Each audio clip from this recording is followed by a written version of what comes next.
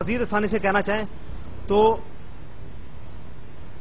غیر نامیاتی اور نامیاتی، یعنی کہ آرگینک اور ان آرگینک. ٹھیک ہے، ان کی آگے تعریف بہت لمبی چوڑی ہوتی ہے، لیکن یہ بنیادی بات آپ کے ذہن میں ہونی چاہیے کہ نامیاتی اور غیر نامیاتی سے کیا مراد ہے.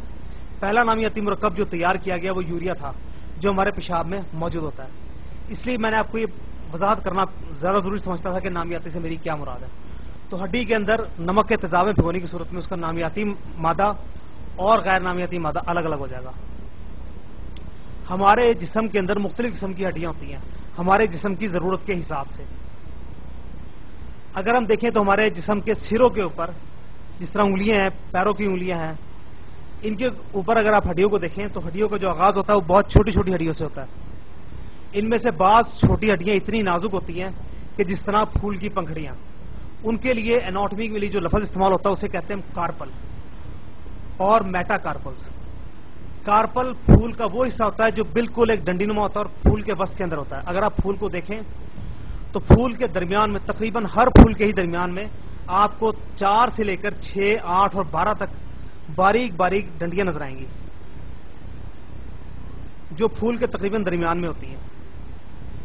تو جس طرح وہ بہت نازک ہوتی ہیں اسی طرح ہمارے ہاتھ کی ہڈیاں یا ہمارے پیروں کی ہڈیاں یہ بہت نازک ہڈی ہوتی ہے، اس لیے ان کا نام دیا گیا کارپل. اور آپ یہ نوٹ کریں گے کہ جتنا جتنا یہ جسم کے مرکز سے دور ہوتی جائیں گی اتنی ہی یہ ہڈیاں چھوٹی اور نازک ہوتی جائیں گی، اور اتنا ہی ان کے اوپر موجود جو گوشت کی مقدار یا اس کے اوپر موجود چربی والے مادوں کی مقدار یا اس پر پردوں کی مقدار بھی بدلتی جائے گی.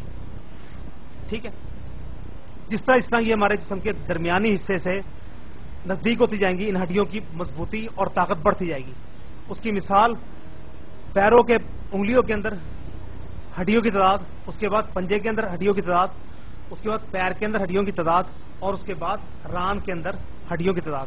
اس کا مطالعہ ہم کرتے ہیں تو دیکھتے ہیں کہ پیر کے اندر ہڈیوں کی جو پنجہ ہے اور انگلیاں ان کے اندر ہڈیوں کی تعداد سب سے زیادہ ہے، تقریباً 30.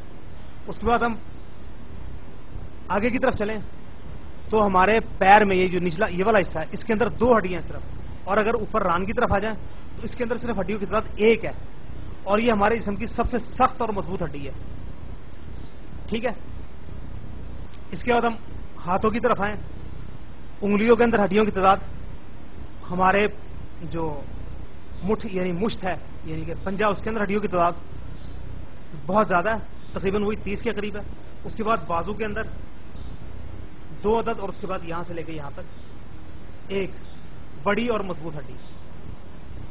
ٹھیک ہے، جس طرح ہم نزدیک آتے جائیں گے ہڈیوں کی شکل اور ساخت تبدیل ہوتی جائے گی. اس کے بعد ہمارے اندرونی اعضاء جو اعضاء رئیسہ ہیں، قلب اور پھیپڑے، کیونکہ بہت زیادہ نازک ہوتے ہیں اور یہ لگاتار ہر وقت تقریباً 1 سیکنڈ کے آدھے حصے میں بھی اپنی حرکت کو برقرار رکھتے ہیں، اور ان کا سکون کا وقت بہت کم ہوتا ہے، اور یہ بہت زیادہ نازک بھی ہوتے ہیں.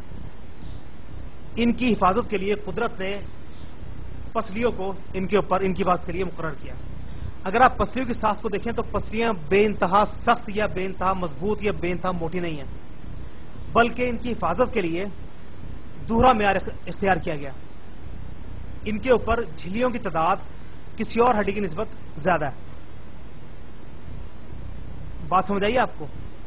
اس کے علاوہ یہ ہڈیاں چھوٹی چھوٹی ہیں، یعنی ایسا نہیں ہے کہ ہمارا پورا کا پورا تھورکس یعنی کہ سینے کی جو ہڈیاں ہیں یہ کسی ایک ہڈی سے مل کے بنی ہے اور ایک ہڈی ٹوٹ جائے اور ہمارے اندرونی اعضاء رئیسہ متاثر ہو جائیں. ایک بات یاد رکھیے گا کہ سینے کے جو اعضاء ہیں، قلب اور پھیپڑے، یہ تقریباً مسلسل ہر وقت ہی کام کرتے رہتے ہیں. ہمارا دماغ سوتے وقت اپنے دماغ کے کافی بڑے حصے کو آرام دے دیتا ہے، لیکن قلب اپنی دھڑکن کے دوران انقباض اور انبساط کی حالت کے درمیان میں ہی آرام کرتا ہے، اور یہ وقت جو ہوتا ہے یہ 1/4 سیکنڈ سے بھی کم ہوتا ہے. اب اگر خدا نہ خواستہ ہماری ایک ہی پسلی ہوتی، جس طرح ہمارے بازو کی ایک ہی ہڈی، اس طرح ایک چوڑی ہڈی ہوتی، اس نے ایک پائپ کی طرح ہمارے سینے کو لپیٹا ہوتا، وہ ٹوٹ جاتی، اس کی کچھ کرچے جا کے دل کو مضروب کر دیتی، تو کیا دل اپنا کام کر سکتا تھا؟ جبکہ یہ بات یاد رکھیے گا کہ دل کو آرام کرنے کے لیے 1 سیکنڈ کا بھی چوتھے حصے سے بھی کم ٹائم ملتا ہے. یہ بات یاد رکھیے گا، نہیں مل. اس کے لیے قدرت کی صناعی آپ دیکھیے، قدرت کی کاریگری دیکھیے کہ پسلیاں بنائی گئی اور وہ ان کے درمیان میں بھی فاصلہ ہے، اور یہ فاصلہ پر کس طرح کیا گیا؟ گدیوں کے ذریعے. وہ گدیے کون سی ہیں؟ وہ کوئی فارم کی گدیاں نہیں ہیں، بلکہ وہ چربی کی اپنا شیمی مادے کی تہم. آپ یہ دیکھیں گے کہ پسلی کے اوپر اچھا خاصا زور سے کوئی مکہ ہی مارے تو پسلی تھوڑا سا اندر کی طرف دب کے اس سارے دباؤ کو برداشت کر لیتی ہے. اس کی نسبت اکثر اوقات ایسی کسی ضرب کی صورت میں ہاتھ کی یا انگلیوں کی ہڈی ٹوٹ جاتی ہے. ٹھیک ہے، بات آپ کو سمجھ آ رہی ہے؟ اس کے اندر کوئی بات یا کوئی سوال، یہ ہم نے ہڈیوں کی بنیادی ساخت کا مطالعہ کیا. اس کے بعد ہم کچھ جوڑ ایسے ہوتے ہیں جو بہت زیادہ پیچیدہ ہوتے ہیں، جس طرح ہمارے گھٹنے کا جوڑ. نیچے سے دو ہڈیاں آئیں، ریڈیس اور اولنا، اور اوپر کی ہیمر بون. یہ دونوں ہڈیاں آپس میں ملی. اب سب سے زیادہ جو ہمیں حرکت کرنا ہوتا ہے وہ ہمارے پیروں کی ہڈیوں نے کرنا ہوتا ہے. اب اگر یہ دونوں ہڈیاں آپس میں اس طرح مل جائیں تو کیا یہ حرکت کر سکیں گی؟ اگر دو ہڈیاں اور ایک ہڈی اس طرح مل جائے تو وہ یا تو سیدھا چل سکتا ہے آدمی، یا لیٹ سکتا ہے. بیٹھ تو نہیں سکتا. اگر وہ بیٹھے گا اور یہاں پر ہی جوڑ ہے تو ٹوٹ جائے گا. اس کے لیے قدرت نے کیا کیا کہ ان کے درمیان میں تھوڑا سا فاصلہ رکھ دیا. اس فاصلے کے درمیان میں ایک مادہ بھر دیا. اس مادے کی حفاظت کے لیے اس کے آس پاس جھلیاں بھر دی، لگا دی. اور اب یہ سب کچھ ہو گیا تو ڈھکنا بھی تو ہونا چاہیے. اس کے لیے ایک کری ہڈی یا کری نما ہڈی جسے ہم نی کیپ کہتے ہیں وہ اوپر لگا دی. یہ اس طرح کی کری ہڈی نہیں ہوتی جس طرح بچوں کی ہوتی، بلکہ یہ ایک کافی حد تک ڈیولپڈ یعنی کہ میچور یا پختہ ہڈی ہوتی ہے. ٹھیک ہے، اور بہت زیادہ کثرت یعنی ریاضت سے، یعنی کہ بہت زیادہ ورزشیں کرنے سے اکثر اوقات یہ گھس بھی جاتی ہے. آپ نے دیکھا ہوگا کہ اکثر اوقات پہلوان پیر اٹھا کے آ رہے ہوتے ہیں کہ جی ان سے ٹرن پھرن تو بھی آوازار ہو گئے ہیں. ٹھیک ہے، پرانے حکمہ اسی لیے بہت زیادہ ریاضت سے منع کرتے تھے کہ بہت زیادہ ریاضت سے یہ اعضاء جو گھس جاتے ہیں، انہیں نقصان پہنچتا ہے. اس کے بعد کچھ ہڈیاں ہوتی ہیں جو تل نما ہوتی ہیں اپنی ساخت کے اعتبار سے، اپنی وقوع کے اعتبار سے. ان کا کام اسی طرح بہت چھوٹے چھوٹے اعضاء کی حفاظت کرنا یا ان کو حرکت کرنے میں مدد دینا.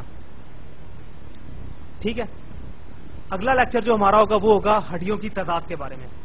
چہرے کی ہڈیاں، سینے، بازو، شانے اور باقی جسم کی ہڈیوں کے متعلق. تو میری آپ سے درخواست ہوگی کہ آپ اس کا مطالعہ اچھی طرح کر کے ہیں.